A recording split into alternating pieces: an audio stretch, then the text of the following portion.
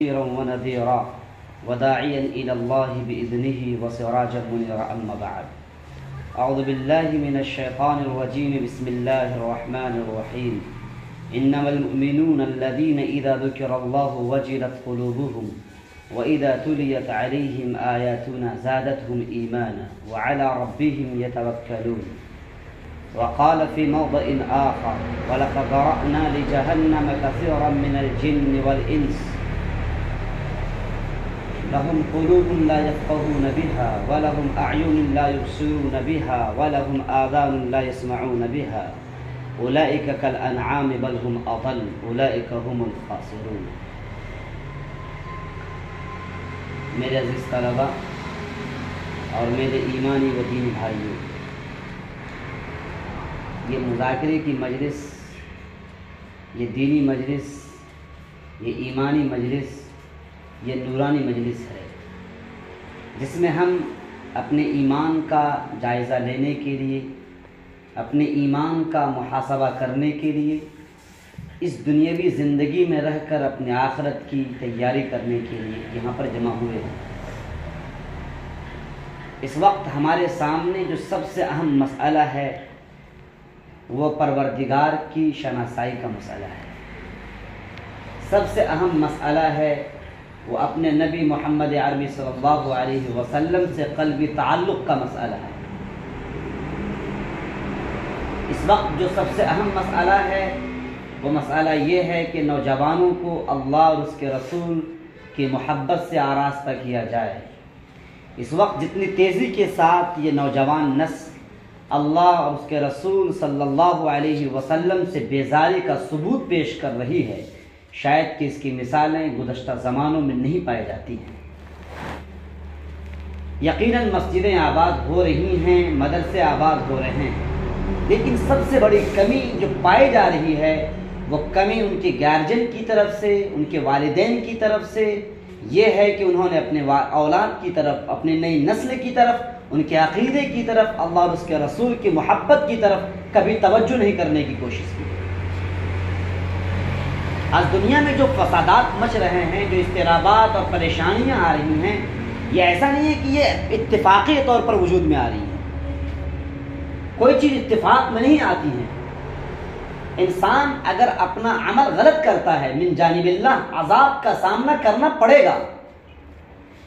مسجدیں آباد ہوتی ہیں، ہو جانے دیں، مدرسے آباد ہوتے ہیں، ہو جانے دیں، لیکن سب سے بڑا مسئلہ یہ ہے کیا ہمارا عقیدہ مضبوط ہے یا نہیں، کیا ہمارا ایمان مضبوط ہے یا نہیں، اپنے آپ کو جو ہم مسلمان گردانتے ہیں کیا ہم حقیقی طور پر مسلمان ہیں یا نہیں، کیا ہماری جو نئی نسل تیار ہو رہی ہے ان کے ذہن و دماغ میں اللہ اور اس کے رسول کی محبت بیٹھی ہوئی ہے یا نہیں۔ سب سے اہم مسئلہ یہ ہے کہ ہم نے محاسبہ کرنا چھوڑ دیا، اپنے بچوں کو لے کر بیٹھنا چھوڑ دیا، ہم نے ایمانیات کا مذاکرہ کرنا ہم نے چھوڑ دیا، اسلامیات کا مذاکرہ کرنا ہم نے چھوڑ دیا، احسانیات کا مذاکرہ کرنا ہم نے چھوڑ دیا، جس کا نتیجہ یہ ہوا کہ گھر میں دنیا کی باتیں دن رات ہوتی ہیں، اگر تذکرہ نہیں ہوتا ہے تو ہمارے اللہ کا نہیں ہوتا ہے، ہمارے رسول کا نہیں ہوتا ہے۔ ہزاروں قسم کے رسومات ہمارے گھروں میں پائے جاتے ہیں۔ مجھے معاف کیجئے گا، وہ حضرات جو اللہ کے راستے میں لگے رہتے ہیں، وہ حضرات جو مدرسوں کو آباد کرتے ہیں، مولانا ہیں، مفتی ہیں، عالم ہیں، تبلیغی ہیں، لیکن ان کے گھروں میں بھی ایسے رسم و رواج، ایسے خرافات، ایسے بدعات پائے جا رہے ہیں، اللہ کی پناہ، جو غیروں کے گھروں میں نہیں پائے جاتے ہیں۔ اس کی سب سے بڑی وجہ یہی ہے کہ ہمارا اپنا اندرون بہت کمزور ہے۔ اللہ کے نبی صلی اللہ علیہ وسلم نے ارشاد فرمایا: من اعطى للہ ومنع للہ، جس نے دیا اللہ کی خاطر دیا، جس نے نہیں دیا اللہ کی خاطر نہیں دیا، ومن احب للہ، جس نے محبت کی اللہ کی خاطر کی، وابغض للہ، جس نے بغض کیا اللہ کی خاطر بغض کیا، فقد استکمل الایمان، ایسے شخص نے اپنے ایمان کو مکمل کر لیا۔ میں آپ سے پوچھنا چاہتا ہوں، آپ نے اللہ کی خاطر محبت تو کی ہے، لیکن کیا آپ نے اللہ کی خاطر بغض کرنا سیکھا؟ آپ کے سامنے آپ کا بچہ جوا کھیل رہا ہے، آپ کے سامنے آپ کا بچہ غلط کر رہا ہے، آپ کے سامنے آپ کی بیوی غلط کر رہی ہے، آپ کے سامنے آپ کا گھر والا اپنے پڑوس کو تکلیف پہنچا رہا ہے، کیا آپ کے دل میں کبھی بھی تکلیف پیدا ہوئی؟ کیا کبھی آپ نے اپنے بیٹے کو روکا، اپنی بیوی کو روکا، اپنے گھر والوں کو روکا، اماں جان یہ غلط ہو رہا ہے، بیٹا یہ غلط ہو رہا ہے، بیوی یہ غلط ہو رہی ہے، مجھے معاف کرنا یہ غلط ہو رہا ہے۔ کبھی آپ کے اندر جسارت پیدا ہوئی؟ رسم و رواج کے موقع پر، شادیوں کے موقع پر، بیاہ کے موقع پر جو رسم و رواج، جو غلط طریقے اختیار کیے جاتے ہیں، کیا آپ کی زبان سے کبھی حرف غلط نکلا؟ آپ کو صرف اور صرف ڈر محسوس ہوتا ہے اگر ہمارے گھر میں رسم و رواج نہ پائی جائے تو ہماری ناک کٹ جائے گی، ہماری عزت خاک میں مل جائے گی۔ تقریر کا سلسلہ ختم ہو گیا، اب تقریروں سے کوئی فائدہ نہیں ہے۔ اس وقت صرف اور صرف ضرورت اس بات کی ہے کہ اپنے ایمان کا محاسبہ کیا جائے، اپنے اندرون کا محاسبہ کیا جائے، اپنے عقیدے کا محاسبہ کیا جائے۔ اگر ہمارا اللہ خوش ہے، ہمارا رسول خوش ہے، ہمارے والدین ناراض ہو جائیں، ہمارا گھر ناراض ہو جائے، ہماری بستی ناراض ہو جائے، لیکن ہمارا اللہ اگر خوش ہے، ہمیں کسی چیز کی پرواہ نہیں ہونی چاہیے۔ یہ عقیدہ ہمارا ہونا چاہیے۔ لیکن آج کیا ہو رہا ہے؟ اپنے بال بچوں کی خوشی کی خاطر اپنے اللہ کو ناراض کر رہے ہیں، اپنے رسول کو ناراض کر رہے ہیں۔ اگر آج ہمارے نبی کی ذات پر ہمارے نبی کی ذات کو داغدار کیا جا رہا ہے، اس کے سب سے بڑے مجرم ہم اور آپ ہیں۔ آپ کے بچوں کو، آپ کے بھائیوں کو دنیا کے تمام معاملات کے بارے میں معلومات تو فراہم ہیں، لیکن ہمارے نبی کی ذات کے بارے میں کس کو کیا معلوم ہے؟ ہمارے اللہ کے بارے میں کس کو معلوم ہے؟ میں نے قرآن کی آیت تلاوت کی، انما المؤمنون اذا ذکر اللہ وجلت قلوبہم۔ اگر آپ اپنے آپ کو حقیقی ایمان والا سمجھتے ہیں، قرآن کی آیت کی روشنی میں تھوڑا غور کر لیں۔ حقیقی ایمان والا وہی ہے اذا ذکر اللہ وجلت قلوبہم، جب اللہ کا تذکرہ کیا جاتا ہے ان کا دل لرزنے لگتا ہے۔ کسی موقع پر جب گرمی کی شدت ہو، کسی نے آپ کو ایک گھونٹ پانی پلایا ہو، پھر وہی شخص کسی موقع پر آپ سے ملاقات کرتا ہے، آپ اپنا دل نکال کر رکھ دیتے ہیں کہ یہ میرا محسن ہے۔ اللہ تبارک و تعالیٰ دن رات ہمیں کھلا رہا ہے، دن رات ہمیں پلا رہا ہے، دن رات ہمارے بال بچوں کو دیکھ رہا ہے۔ کیا اس پروردگار کے لیے ہمارا دل، ہمارا سینہ، ہمارا اندرون کبھی گھبراہٹ کا شکار ہوا؟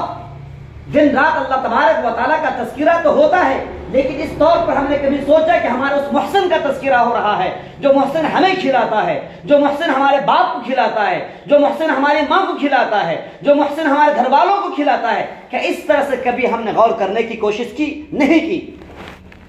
اسی بنیاد پر ہمارا اندرون کبھی ڈرتا نہیں ہے۔ اذا ذکر اللہ وجلت قلوبہم واذا تلیت علیہم آیاتنا زادتہم ایمانا، اور جب اللہ تبارک و تعالیٰ کی نشانیوں کا تذکرہ کیا جاتا ہے، ایمان میں اضافہ ہوتا چلا جانا چاہیے۔ ایمان میں کہاں اضافہ ہو رہا ہے؟ ایمان کا مطلب سمجھتے بھی ہیں۔ اگر کوئی شخص آپ کو آ کر کہتا ہے فلاں بستی میں آگ لگ گئی، آپ نے بغیر کسی تحقیق کے اس آدمی کی بات مانتے ہیں اور چلے جاتے ہیں آگ کو بجھانے کے لیے، لیکن ہمارے نبی نے آخرت کی بات بتائی ہے، لیکن ہم نے اپنے نبی کی بات تسلیم نہیں کی ہے۔ کیا یہ ایمان کا معیار ہے؟ وعلی ربہم یتوکلون، اور قرآن کی یہ آیت کہتی ہے کہ حقیقی ایمان والا وہی ہے جو اپنے پروردگار پر ہی بھروسہ کرتے ہیں، ان کے علاوہ کسی پر بھروسہ نہیں کرتے ہیں۔ آج ہمارا بھروسہ اپنے گھر پر ہے، ہمارا بھروسہ اپنے ماں باپ پر ہے، ہمارا بھروسہ کارخانوں پر ہے، ہمارا بھروسہ ہماری دکان پر ہے، ہمارا بھروسہ ہماری دولت پر ہے، ہمارا بھروسہ ہماری جائیداد پر ہے۔ یہ بھروسہ ہمارا ہے، اور آپ اللہ تبارک و تعالیٰ کی طرف نظریں کرتے ہو کہ پروردگار تمہاری مدد کہاں چلی گئی؟ ایسے مدد نہیں آتی ہے۔ ہمارا یقین 100% پروردگار کی ذات پر مضبوط ہونا چاہیے۔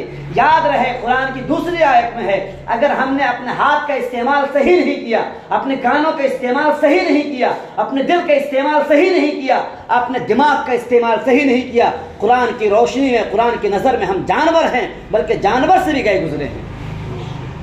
وَلَقَدْ ذَرَأْنَا لِجَهَنَّمَ كَثِيرًا مِنَ الْجِنِّ وَالْإِنسِ لَهُمْ قُلُوبٌ لَا يَفْقَهُونَ بِهَا، ہم نے لوگوں کو پیدا کیا ہے جنات میں سے، انسانوں میں سے، جہنم کی خاطر۔ ان کے پاس دل تو ہیں لیکن وہ سمجھنے کی کوشش نہیں کرتے ہیں، ان کے پاس کان تو ہیں لیکن وہ سننے کی کوشش نہیں کرتے ہیں، ان کے پاس آنکھیں تو ہیں لیکن وہ دیکھنے کی کوشش نہیں کرتے ہیں۔ ایسے لوگوں کو قرآن نے تو جانوروں سے بدتر قرار دیا ہے، جانوروں سے بدتر قرار دیا۔ آج ہمارے پاس دولت آ گئی تو ہم سمجھتے ہیں کہ دنیا کا سب سے بڑا انسان ہم بن گئے۔ حدیث شریف میں آیا ہے الحیاء شعبۃ من الایمان، الحیاء شعبۃ من الایمان۔ حدیث شریف کا میں لفظ بول رہا ہوں الحیاء شعبۃ من الایمان، اور حیا کی تشریح جو کی جاتی ہے کف النفس عن المعصیہ، انسان اپنے آپ کو گناہوں سے رو کے رکھے، انسان اپنے آپ کو گناہوں سے روکے رکھے اس کو حیا کہا جاتا ہے۔ اب جو انسان بھی اپنے آپ کو گناہوں سے نہیں روکے گا وہ بے حیا ہے۔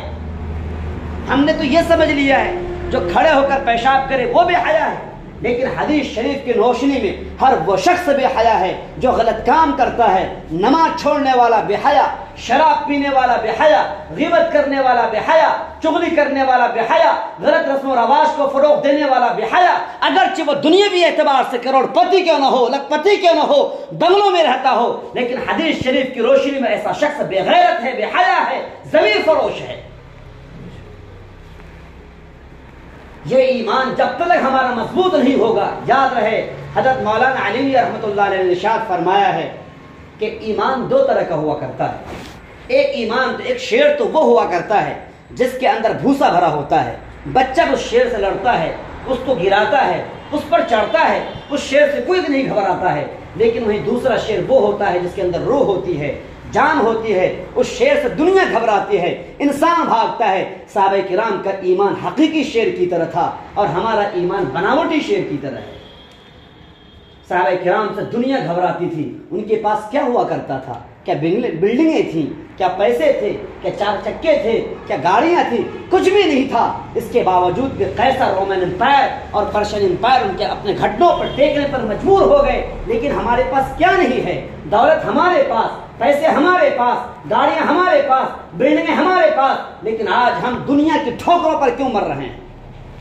کیوں دنیا ہمیں بے غیرت سمجھتی ہے؟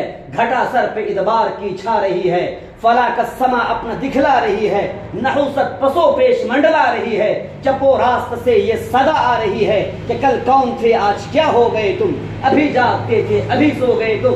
آپ نے اپنی ذمہ داری کو چھوڑ دی ہے۔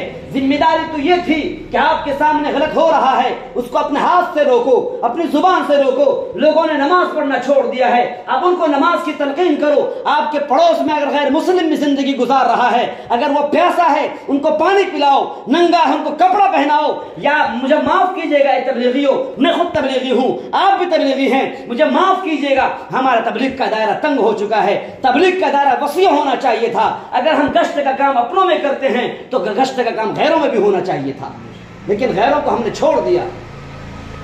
صرف دعوت دے دینا اللہ ایک ہے، نماز پڑھو، روزہ رکھو، صرف یہی دعوت نہیں ہے۔ اگر آپ نے ان کے بچوں کو کپڑا پہنا دیا، آپ نے ان کے غریبوں کو کھانا کھلا دیا، آپ نے ان کے ننگوں کو کپڑا پہنا دیا، قسم خدا کہ یہی بہت بڑی دعوت ہے۔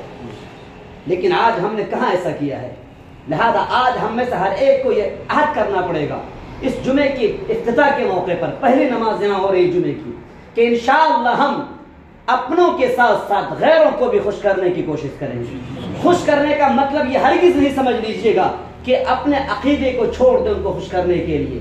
خوش کرنے کا مطلب یہ ہوتا ہے اگر وہ پریشانی کا شکار ہے اس کی پریشانی کو ہم دور کریں گے، اگر وہ ننگا ہے ان کو ہم کپڑے پہنائیں گے، اگر وہ پیاسا ہے ان کو پانی ہم پلائیں گے، اگر وہ بھوکا ان کو کھانا ہم کھلائیں گے، اور ان کو اپنے شادیوں میں بھی دعوت دیں گے، ان کو ہر موقع پر دعوت دیں گے۔ یہ بقرعید کا موقع آ رہا ہے، اس موقع پر بھی ہم دعوت دیں، ان کے بچوں کو بھی ہم عیدی دے سکتے ہیں، کوئی حرج کی بات نہیں ہے۔ اس طرح سے آپ کے اخلاق کی دعوت ہوگی، آپ کی کردار کی دعوت ہوگی، اور وہ کشا کشا آپ سے جڑیں گے، اور انشاءاللہ آپ بغیر اس کے کہ آپ ان کو دعوت دو نماز کی، بغیر اس کے کہ ان کو دین کی دعوت دو، وہ آپ سے ضرور آپ کے اخلاق سے متاثر ہوں گے اور کہیں گے ہمیں بھی دین میں داخل کر لو۔ اس وقت سب سے بڑی ضرورت اس بات کی ہے، حالات کتنے ہی خطرناک ہو جائیں، ہر حالت میں ہمیں صبر کرنا پڑے گا، ثبات قدمی کا مظاہرہ کرنا پڑے گا، اپنے ایمان کو مضبوطی سے تھامنا پڑے گا۔ کچھ بھی ہو جائے ہم اپنے عقیدے کو چھوڑ نہیں سکتے ہیں۔ اگر کوئی شخص یہ بھی کہہ دے کہ تم اپنے ٹخنے سے کپڑا نیچے کر لو، حضرت مولانا علی میں رحمۃ اللہ علیہ فرماتے ہیں ہم اس بات کے لیے بھی تیار نہیں ہیں کہ اپنے ٹخنے سے کپڑے کو نیچے کر لیں، داڑھی تو دور کی بات ہے۔ لہذا اپنے عقیدے کو مضبوطی سے پکڑتے ہوئے، مضبوطی سے جمتے ہوئے انشاءاللہ دوسروں کو اپنے اخلاق کے ذریعے سے، اپنے کیریکٹر کے ذریعے سے، اپنے کردار کے ذریعے سے متاثر کریں گے، اور اپنی اس تبلیغ کے دائرے کو انشاءاللہ وسعت سے وسیع تر کرتے چلے جائیں گے۔ اور اس مسجد کو انشاءاللہ آج یہاں پر چند لوگ ہیں، یہ مسجد جامع مسجد کی شکل اختیار کر لے گی، جہاں پر بھیڑ ہوگی ان لوگوں کی بھیڑ ہوگی۔ تاتاری قوم کا آپ نے سنا ہی ہوگا، جن لوگوں نے اللہ اور اس کے رسول رسول کے ماننے والوں کا قتل عام کیا تھا، لیکن مسلمانوں کے اخلاق سے جب وہ متاثر ہوئے تو وہی لوگ ایمان کے دائرے میں داخل ہوئے، اور انہی لوگوں سے ایمان کا کام، اسلام کا کام اتنا وسیع طور پیمانے پر لیا گیا کہ پوری دنیا آج بھی رشک کر رہی ہے۔ اللہ تبارک و تعالی ہمیں اپنے کیریکٹر کو سنوارنے کی توفیق عطا فرمائے، اپنے اخلاق کو بلند کرنے کی توفیق عطا فرمائے، اپنے ایمان کو مضبوطی سے پکڑنے اور تھامنے کی توفیق عطا فرمائے۔ ایمانیات، اسلامیات، اخلاقیات، خاص طور یہ 3 ایسے شعبے ہیں جن 3 شعبے میں محنت کرنے کی سخت ضرورت ہے۔ احسان